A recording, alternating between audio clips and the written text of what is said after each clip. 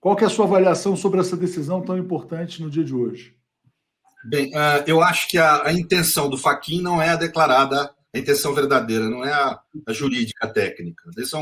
Tecnicamente, ela é correta. A gente tem falado há anos que o Foro de Curitiba não é o competente para conhecer, não só do caso de Lula, mas desse universo todo que foi indicado a ele.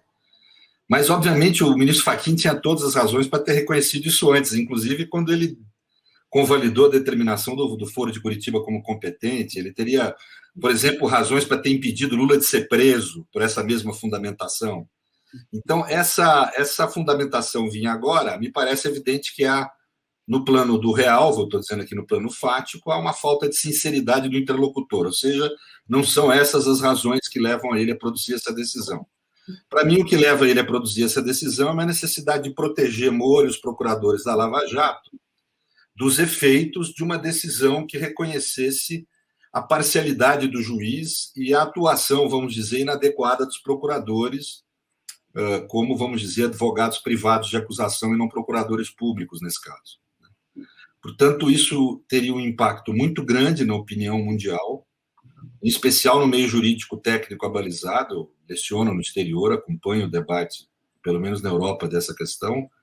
Posso garantir que o impacto seria muito grande, um reconhecimento supremo, e não vejo outro caminho senão o Supremo reconhecer, porque o único caminho que ele teria é dizer que provas ilícitas não podem ser reconhecidas em favor do réu, que seria um atraso civilizatório imenso, e seria quase a mesma coisa para o mundo que reconhecer que houve juiz parcial, porque é uma decisão tão absurda no plano dos direitos, que, ou seja, o Supremo não tinha jeito, ele ia ter que reconhecer que Moro foi parcial, e veja isso independente até das mensagens da spoofing, por uma série de outros fatores técnicos que eu não tenho aqui tempo para ficar falando, mas ele teria que reconhecer a parcialidade com ou sem as mensagens, né? Então, o que se quer é evitar essa decisão, que teria um impacto maior junto à Lava Jato e um impacto maior na política em relação a Moro. Acho que isso não pode ser descartado, né? Então, essa decisão, ela busca, vamos dizer, deixar aí os anéis para salvar os dedos. Essa é a primeira impressão que eu tenho. A segunda, ele remete para a primeira instância de Brasília, e nós temos que tomar muito cuidado com isso. Porque pode ser que saia da cabeça do juiz lá de primeira instância aproveitar as provas produzidas, que são ilícitas, porque produzidas por um juiz parcial, porque produzidas sem standard probatório necessário à condenação, e querer soltar uma decisão condenatória que soaria como algo legítimo, junto a toda aquela carga de mídia que nós sabemos que vem junto, falando, olha, como outro juiz agora inquestionável reconheceu a culpa de Lula. Eu tenho que tomar muito cuidado com isso. Por isso que eu falo, houve um avanço para a democracia essa decisão, porque permite que Lula seja candidato em 2022, é a maior liberdade democrática. A a eleição de 2018 não foi uma eleição livre, no sentido amplo da palavra. Mas não necessariamente representa um avanço para a Constituição e para a constitucionalidade dos atos da jurisdição, né? Vai depender um pouco, para a gente falar que é um avanço ou não, dessa decisão do juiz de primeiro grau. Ele tem que anular tudo, inclusive a investigação, porque é produzida perante um juiz parcial, e outras questões, perante um juiz incompetente também, agora reconhecido pelo Supremo, etc., né? Então, esse aproveitamento das provas.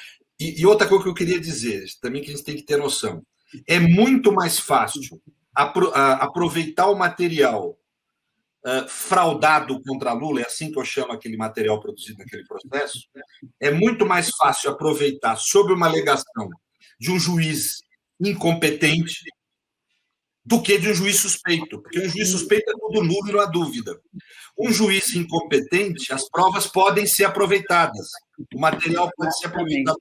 Só que isso é terrível, porque são provas produzidas numa narrativa absolutamente parcial, sem pleno direito de defesa, um standard probatório ridículo.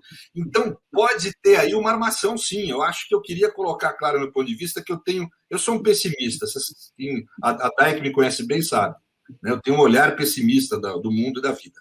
Então, eu acho que isso aí tem razões que não estão declaradas na decisão. A intenção foi novamente política e não de aplicação da ordem constitucional, ao meu ver, né?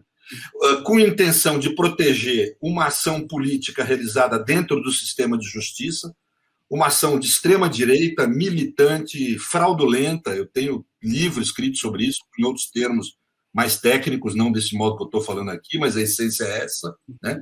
É uma fraude que chama um processo penal, não é um processo penal o que houve contra Lula, no sentido estrito da expressão, né? E estão querendo agora preservar essa fraude numa situação de desespero deles, porque agora a fraude com essa coisa da spoofing, dessas revelações, caiu por terra, não há mais ninguém no mundo. Professores lá de Paris que falavam comigo, pô, mas houve corrupção no Brasil, agora ficam escandalizados quando veem essas mensagens, falam, pô, que absurdo, como é que pode acontecer isso num país que se diz democrático? Essa aqui é a visão da comunidade jurídica internacional sobre o assunto.